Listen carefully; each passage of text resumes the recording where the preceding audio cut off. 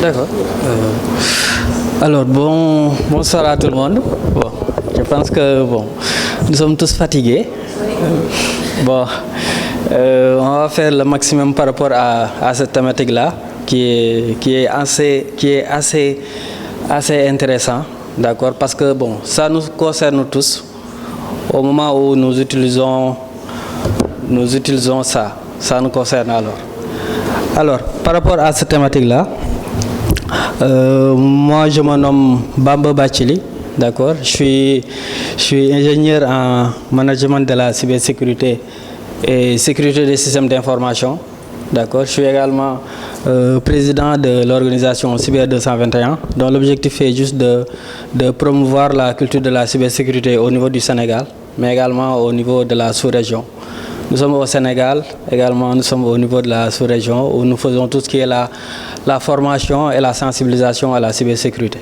On travaille également avec les organismes de l'État, d'accord, que ce soit dans le domaine privé comme le public, nous faisons tout ce qui est la sensibilisation. Alors je remercie encore Dien par rapport à l'invitation, d'accord, de pouvoir apporter mes réflexions par rapport à cette thématique-là, qui est assez importante, d'accord. Lorsqu'on parle de cybersécurité, comme je l'ai dit tout à l'heure, par rapport à l'introduction, nous sommes tous concernés.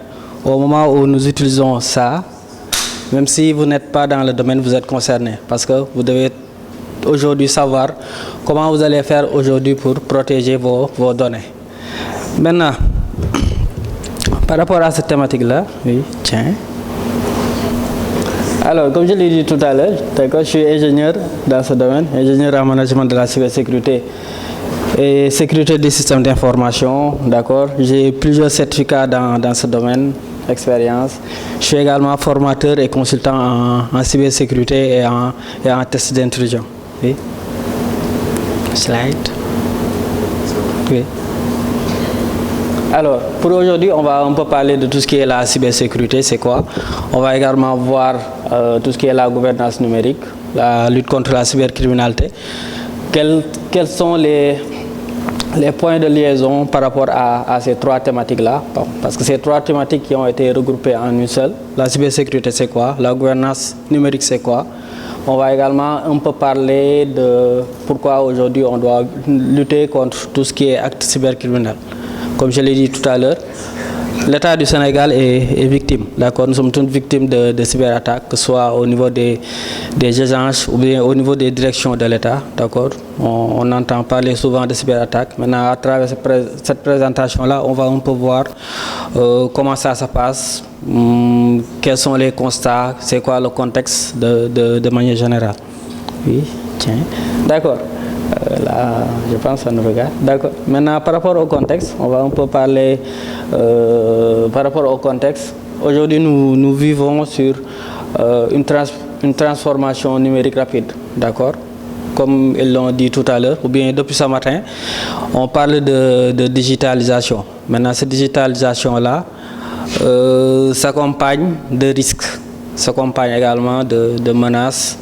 D'accord, s'accompagne également de cyberattaques. Parce qu'aujourd'hui, lorsque les entreprises, par exemple, utilisent le cloud ou bien encore utilisent tout ce qui est l'IA ou encore digitalisent tout ce qui est service ou bien processus, tout ça, tous ces aspects-là, va juste renforcer ce qu'on appelle la surface d'attaque par rapport à tout ce qui est cybercriminalité. Parce qu'autant peut-être l'entreprise devait juste digitaliser quelques parties de son entreprise. Maintenant, lorsqu'il utilise le cloud, lorsqu'il utilise l'intelligence artificielle, ou bien encore lorsqu'il essaie d'interconnecter tout cet ensemble-là, ça va renforcer ou bien ça va augmenter ce qu'on appelle la surface des cyberattaques ou bien la surface des attaques.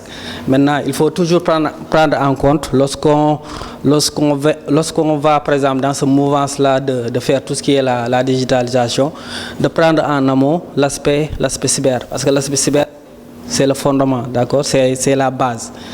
Maintenant, si cet aspect-là est bien pris en charge, après, tout ce qui va venir en rapport avec la digitalisation sera encore plus accessible ou bien plus sécure par rapport à ce qu'on appelle la sécurité by design. Parce que la sécurité se fait à la base.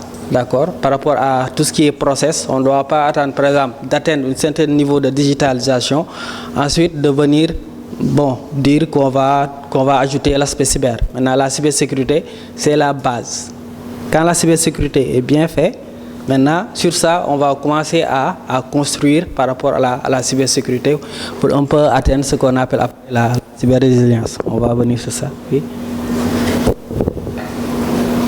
Alors, on a cette dualité-là. D'accord, ça c'est la dualité que nous avons. Il y a la cybersécurité contre la... Bon. Comme ça, je vais vous réveiller un peu. À droite, là, c'est qui? Cette image-là, ça illustre qui? Selon vous, comme ça, on va... Ça sera interactif. C'est qui? Un hacker. Un hacker. Ok. J'ai peur. D'accord. C'est un hacker. Maintenant, par rapport à la cybersécurité, il y a toujours cette dualité-là. Peu importe ce qu'on va faire, ces deux acteurs-là seront toujours présents. Maintenant, nous, à notre niveau, en tant que spécialistes en cybersécurité, notre objectif, c'est quoi? C'est de lutter contre ces individus malveillants-là. D'accord, en mettant en place, que ce soit au niveau de l'État ou bien que ce soit au niveau des entreprises, en mettant en place des dispositifs de sécurité qui vont nous permettre un peu de faire face à ces cybercriminels-là. Oui. J'ai peur.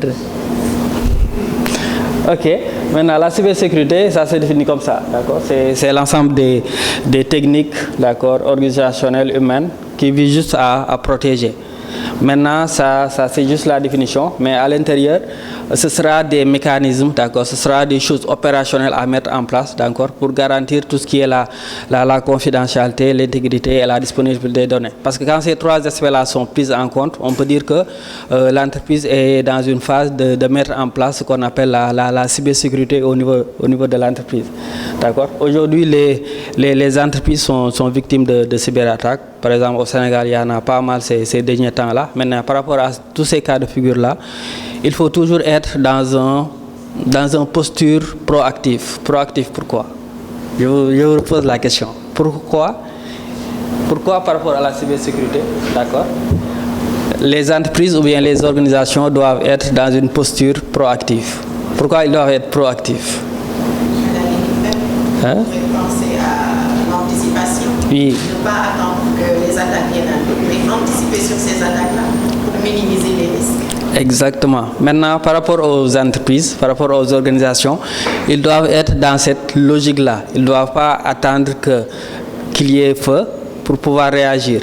Maintenant, par rapport à la cybersécurité, c'est la même chose. Il faut toujours être dans une posture proactive. Il faut également être dans une posture d'anticipation ou bien dans une posture de prévention. Parce que la cybersécurité, ça se fait en amont. On ne doit pas attendre d'être attaqué pour pouvoir réagir. Maintenant, quand on réagit, d'habitude, bon, c'est déjà trop tard.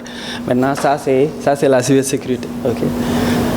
Alors, là, on a quelques types de cybercriminalité. Peu importe ce qu'ils vont faire, ça va tourner autour de ces trois lettres-là. Ce qu'on appelle tout ce qui est fraude, tout ce qui est espionnage ou bien tout ce qui est sabotage. Tout ce qu'ils vont faire va tourner autour de ces éléments-là, que ce soit fraude, finance, téléphonique, falsification, ainsi de suite. Tout ce qui est espionnage, tout ce qui est sabotage au niveau des OIV. Par rapport aux OIV, les OIV, c'est ce qu'on appelle les quoi? Celui qui trouve à plus 10. Par rapport aux OIV, vous avez déjà entendu parler des OIV? OIV. Ok, les OIV, c'est ça qu'on appelle les opérateurs d'importance vitale. Opérateurs d'importance vitale. D'accord. Maintenant, par OIV, c'est quoi? C'est comme son nom l'indique, opérateur d'importance vitale. Au Sénégal, est-ce que vous pouvez me donner des exemples de OIV? Est-ce qu'il y a des OIV au niveau de la salle? Il y a des OIV? Il n'y a pas d'OIV? Ok. D'accord. Quand on parle d'OIV, c'est par exemple la Sénélec, c'est genre d'infra-là, la Sénélec ou bien la CNO ou bien encore la RTP. D'accord. Ces genres d'organismes-là, c'est ça qu'on appelle des OIV. Maintenant, par rapport à ces OIV-là, il y a des attaques spécifiques qui les ciblent. Parce que bon, par rapport, quand on parle d'attaques interétatiques, les autres États ne vont pas cibler les choses ou bien les choses moindres au niveau d'un État. Ils vont cibler ce qu'on appelle les OIV. Par exemple, si la Sénélec, bon, si ça arrive, tout le monde va le sentir. Parce qu'il y aura quoi? Il y aura tout ce qui est blackout. Tout le monde va le sentir, même si la personne est à Kirikoro, ou bien s'il n'est même pas concerné par ce domaine-là, il va sentir que, parce qu'il y a blackout. Maintenant, c'est ça qu'on appelle des OIV. Oui. Ok, ça c'est quoi? Qu'est-ce qui s'est passé? Qu'est-ce qui s'est passé là? Hein? Piratage, oui. Vous voyez bien? Moi, je n'arrive pas à voir. Attends. Ok, qu'est-ce qui s'est passé ici? Là, ce sont des cyberattaques, bon, malheureusement, qui se sont passées au Sénégal, d'accord? Il y a par exemple l'exemple de la Cour des comptes, d'accord? Ça, c'est un site web spécialisé pour savoir, bon, au niveau du Sénégal, quels sont les organismes qui ont été touchés par des cyberattaques de type quoi? De type ransomware, d'accord. Les ransomware, c'est quoi? Les ransomware, c'est juste des logiciels malveillants qui visent juste à crypter vos données, à chiffrer vos données, ensuite de demander des rançons. Pour le comprendre de manière simple, par rapport au ransomware, c'est juste, par exemple, par rapport aux films de type mafia ou autre, où les gens kidnappent quelqu'un de la famille, ensuite demandent des rançons. Maintenant, au niveau du cyberespace, ce sera la même chose. Les individus malveillants vont chiffrer vos données, ensuite ils vont demander une rançon. Maintenant, par rapport à cette rançon-là, bon, on dit souvent que c'est pas recommandé de payer parce que bon, on ne sait pas si par rapport à l'intégrité des données, on va récupérer ça. C'est pourquoi c'est problématique. Maintenant, par rapport à ces ransomware-là, il y a toujours des bonnes pratiques par rapport à tout ce qui est sauvegarde, d'accord, de faire des sauvegardes, de faire des backups, parce que c'est ça qui va permettre, par exemple, d'activer ce qu'on appelle les PRA, c'est-à-dire les plans de reprise d'activité. C'est ça qui va permettre un peu à l'organisation, même s'il est touché par des attaques de type ransomware, de pouvoir répondre à temps. C'est-à-dire que les applications ou bien les applications métiers ne puissent pas se stopper comme ça. Maintenant, c'est à travers ces backups-là ou bien à travers ces sauvegardes-là que l'entreprise peut faire face à ces cyberattaques-là qui sont d'ordre très, très, très critique. Parce que dans la mesure où, quand vous êtes victime de ça, bon, soit vous payez, soit vous priez le bon Dieu. D'accord. Alors, là, ce sont des exemples. Bon, Logbit, ça, ce sont des exemples de ransomware. D'habitude, c'est comme ça que ça se passe. Ils cryptent vos données, ensuite, ils vont demander tout ce qui est rançon. Maintenant, ça sont différents types de cyberattaques, d'accord? On peut parler des attaques de phishing. Phishing, c'est quoi? Phishing, comme son nom l'indique, hein, ce sont des pêcheurs, on va les appeler comme ça, d'accord? Eux, ce qu'ils vont faire, c'est juste, ils vont essayer de piéger l'entreprise par rapport à certaines informations pour essayer, par exemple, de récupérer ce qu'on appelle les logins ou bien les identifiants au niveau de l'entreprise. Ça, c'est ce qu'on appelle les attaques de phishing. Maintenant, les attaques de type ransomware, bon, on connaît déjà. Il y a également ce qu'on appelle tout ce qui est fraude au président ou bien les phobies, les faux ordres de virement, d'accord? Tout ça sont des attaques qui se passent en entreprise. Il y a également tout ce qui est attaque de vol de mot de passe. Aujourd'hui également, il y a l'utilisation de l'IA. L'IA aujourd'hui, ça permet de jouer dans les deux camps. Ça peut être offensif comme défensif. D'accord? Vous pouvez l'utiliser pour vous protéger contre les individus malveillants. De la même façon, les individus malveillants vont l'utiliser pour encore aller plus loin par rapport à leur programme, par rapport à tout ce qui est attaque, ou bien par rapport à cyberattaque. Aujourd'hui, l'IA est utilisée dans les deux cas, que ce soit dans l'aspect défensif ou bien dans l'aspect offensif. Ok. Alors, ça, c'est ce qu'on appelle des APT. Des APT, ou bien on les appelle également des menaces qui sont persistantes et avancées. Comme son nom l'indique, ce sont des menaces qui sont persistantes et avancées. D'habitude, ces APT-là, ils ciblent ce qu'on appelle les quoi? Ils ciblent quoi? Les OIV. Vous avez plus 10. D'accord.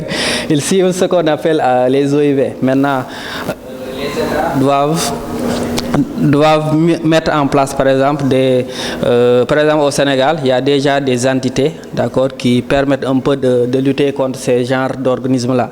Par exemple, au Sénégal, il y a ce qu'on appelle la DCCI, d'accord, c'est au niveau de la présidence, c'est eux qui gèrent un peu tout ce qui est l'aspect cyber au niveau national, à travers la formation ou bien à travers la sensibilisation. Il y a également, dans ce cas de figure-là, il y a ce qu'on appelle l'École nationale de cybersécurité à vocation régionale, d'accord, qui forme un peu les employés ou bien les utilisateurs au niveau des différents services liés à l'État par rapport à tout ce qui est domaine de la cybersécurité. Oui. Ok, ça c'est un peu ce qui caractérise ces APT-là, la sophistication, la persistance, d'accord, cible de valeur. Souvent l'origine est également étatique. Maintenant, bon, d'habitude ce sont ces genres d'attaques-là qui ciblent spécifiquement ce qu'on appelle les OIV. Okay. Alors, face à tous ces aspects-là qu'on a eu à voir, d'accord, la question qui mérite de se poser, c'est quoi? Vous êtes d'accord avec cette question-là? La question, ça dit quoi? La question dit, la question n'est plus de savoir si une organisation sera ciblée, mais quand et comment elle sera ciblée. Vous êtes d'accord avec ça? C'est à vous de parler maintenant. Oui. Oui, personne n'est à l'abri, d'accord. Quoi d'autre? Personne n'est à l'abri, oui.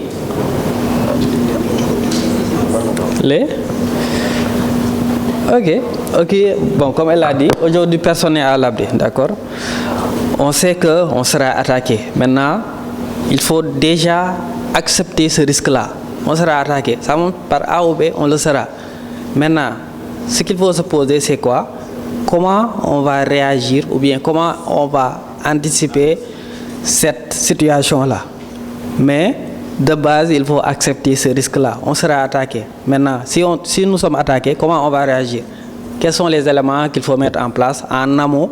Parce que comme toujours, la cybersécurité, c'est toujours en amont. Il ne faut pas attendre qu'on soit attaqué pour réagir. D'accord? Maintenant, par rapport à la cybersécurité, sur cet aspect-là, c'est pourquoi la cybersécurité ne va pas être réduite à un sujet technique. D'accord? Elle est devenue quelque chose de stratégique par rapport à tout ce qui est la gouvernance. Parce qu'aujourd'hui, ce sera la gouvernance qui va permettre un peu de regrouper tout cet ensemble-là. C'est bon? Bon, c'est bientôt fini. Ok, oui, descendez un peu. D'accord, vous pouvez slider. Ok, maintenant, par rapport à la partie gouvernance, ce sera plus orienté vers cet ensemble-là. Comme par rapport au précédent slide, d'accord. Maintenant, par rapport à la gouvernance, elle va concerner tout le monde. Parce que de base, on dit que par rapport à la cybersécurité, nous sommes tous concernés. D'accord. Quand on dit que la cybersécurité, nous sommes tous concernés, même si le vigile qui est à l'entrée, il est concerné par la cybersécurité. Le vigile qui est à l'entrée de l'organisation, il est également concerné par la cybersécurité. Parce que le vigile peut avoir accès à certains réseaux, ou bien certains réseaux Wi-Fi. D'accord.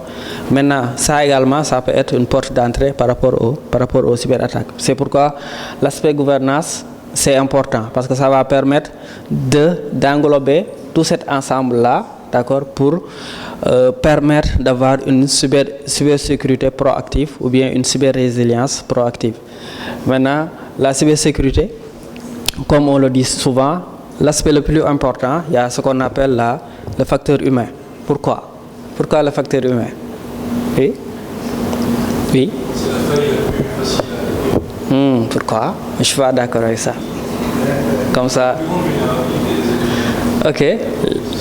D'accord. On dit souvent que la faille se trouve, bon, si je suis assis. D'accord. La faille se trouve entre la chaise et l'écran. C'est qui?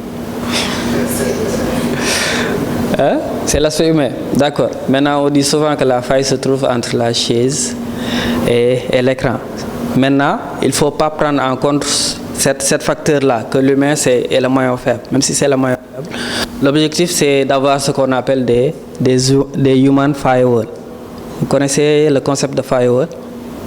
Oui, les firewalls sont des pare-feux. Maintenant, l'humain, on doit faire de telle sorte que ce soit un firewall. C'est-à-dire comment on va investir, par exemple, au niveau de l'organisation, ils vont investir sur la formation, ils vont investir sur la sensibilisation, ils vont investir sur la mise en capacité. Parce que c'est ça qui va permettre, par exemple, à un employé qui est au niveau de l'entreprise, s'il reçoit, par exemple, des choses qui sont malveillantes, ça va permettre d'avoir à l'employé d'avoir ce qu'on appelle une culture cyber par rapport à ce qu'il reçoit. Par exemple, si je reçois un lien, qu'est-ce que je vais faire? Comment je vais réagir? Est-ce que je vais cliquer sur ce lien-là pour voir s'il y a des virements? Ou bien est-ce que je vais prendre ce lien-là, je vais le rediriger au niveau du service IT? Maintenant, tous ces réflexes-là, tous ces mécanismes-là, ce sont des bonnes pratiques. C'est la formation sur l'humain, c'est l'investissement, c'est la formation, l'investissement, d'accord, c'est la prévention par rapport à l'aspect humain. Parce qu'on dit souvent, comme vous l'avez dit tout à l'heure, le maillon faible, c'est l'homme. Parce que l'homme est curieux. Aujourd'hui, les individus malveillants peuvent tomber, par exemple, sur un système qui est robuste, il n'y a pas de faille, même si la sécurité à 100%, ça n'existe pas, mais ils peuvent tomber sur un système qui est robuste. Maintenant, qu'est-ce qu'ils vont faire? Ils vont croiser les bras. Qu'est-ce qu'ils vont faire? Ils vont cibler peut-être l'organisation et il y a un prestataire qui travaille à l'organisation. Ils vont passer par le prestataire. Si le prestataire a certains accès et au niveau de l'organisation également, certains accès ne sont pas bien protégés au niveau des prestataires, ils peuvent passer par le prestataire ensuite pour entrer au niveau de l'organisation. Il y a également d'autres types de failles. Ils peuvent passer par exemple au niveau du serveur. Il y a énormément de choses. Maintenant, c'est pourquoi bon, l'aspect humain est assez mitigé. D'accord, c'est exactement ça. Ok, d'accord. Ok, ça, bon, on a débattu un peu sur ça, d'accord. La technologie par rapport, la majorité des attaques exploitent le facteur humain. C'est pourquoi aujourd'hui la sensibilisation, la formation sont essentielles, d'accord, pour faire tout ce qui est pour un peu faire tout ce qui est culture de cybersécurité. Parce que ça c'est l'aspect le plus important par rapport aux organisations ou bien par rapport aux entreprises, cet aspect humain-là. Si l'humain est bien formé, il sera notre première ligne de défense contre les cyberattaques ou bien contre les individus malveillants. Ok, bon, on termine un peu. Alors là, c'est un peu tout ce qui est lutte contre la cybercriminalité. Ici au Sénégal, bon, il y a ces choses-là qui existent déjà. D'accord, il y a tout ce qui est la loi sur la cybercriminalité. Il y a la loi sur la cryptologie. Il y a la loi également sur la protection des données à caractère personnel avec la mise en place de la CDP. Il y a également ces divisions-là spécialisées au niveau de la police comme de la gendarmerie qui permettent aujourd'hui à l'État du Sénégal, d'accord, de pouvoir faire face à certains types de cyberattaques qui réussissent à percer par exemple nos de défense. Oui, c'est bon? Non. Alors, pour conclure un peu, l'entreprise de demain sera digitale et innovante, d'accord, mais surtout résiliente et sécurisée. La cybersécurité n'est pas un frein à l'innovation. Bon, elle en est la condition. C'est-à-dire que la cybersécurité aujourd'hui c'est la base. Par exemple, avant de construire des maisons, il y a des fondements. Maintenant, la cybersécurité c'est la base. Il faut construire sur la cybersécurité, mais il ne faut pas construire d'abord, ensuite essayer de corriger des failles ou bien essayer de trouver des vulnérabilités. Mais la base, le socle, c'est la cybersécurité. C'est d'avoir une cybersécurité proactive, d'accord, d'avoir une cybersécurité qui est dans l'anticipation, être en veille, d'accord, être sur une posture proactive pour pouvoir se protéger au niveau de l'entreprise, que ce soit au niveau de l'entreprise ou bien au niveau des services étatiques, d'accord. Il faut que les gens soient dans cette posture-là. Ils doivent être dans une posture, bon, j'insiste un peu sur ça, ils doivent être dans une posture proactive parce que de base, les gens attendent souvent d'être attaqués pour réagir. Maintenant, pour ne pas être un peu dans cette dans cette sphère-là, il faut faire ce qu'on appelle la sécurité by design. La sécurité, ce sont les premiers pas. Par exemple, si c'était une personne qui marche, quand tu apprends à marcher, qu'est-ce que tu fais? Tu cours. D'accord? Il y a cette philosophie-là. Juste pour vous dire qu'aujourd'hui, la cybersécurité, c'est le fondement. Maintenant, c'est sur ce fondement-là qu'il faudra mettre en place des briques jusqu'à avoir votre système d'information ou bien votre palais ou bien votre maison.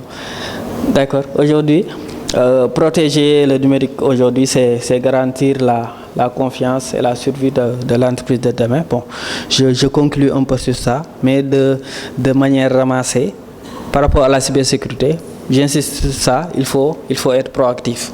Il ne faut pas attendre d'être attaqué pour réagir. Maintenant, il faut être proactif, il faut également être dans l'anticipation. Je pense que c'était la dernière slide. Par rapport à cette question-là, on peut dire que c'est parce que ici on parle d'agence étatique, donc si on parle d'organigramme, c'est directement lié à l'État. Maintenant, c'est un peu l'État qui doit mettre en place des choses ou bien des mécanismes spécifiques pour garantir la confidentialité ou bien l'intégrité des données au niveau de ces différentes agences au niveau national.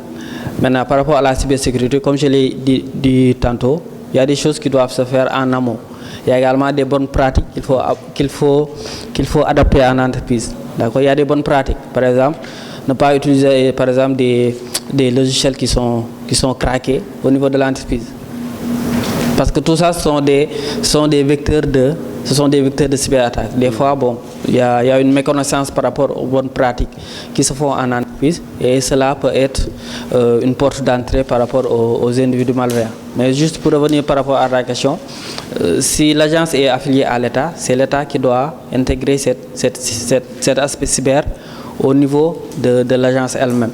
D'accord, pour garantir tout ce qui est la confidentialité, tout ce qui est l'intégrité des données. Maintenant, à l'agence lui-même, il doit y avoir également un certain dispositif en matière de cybersécurité.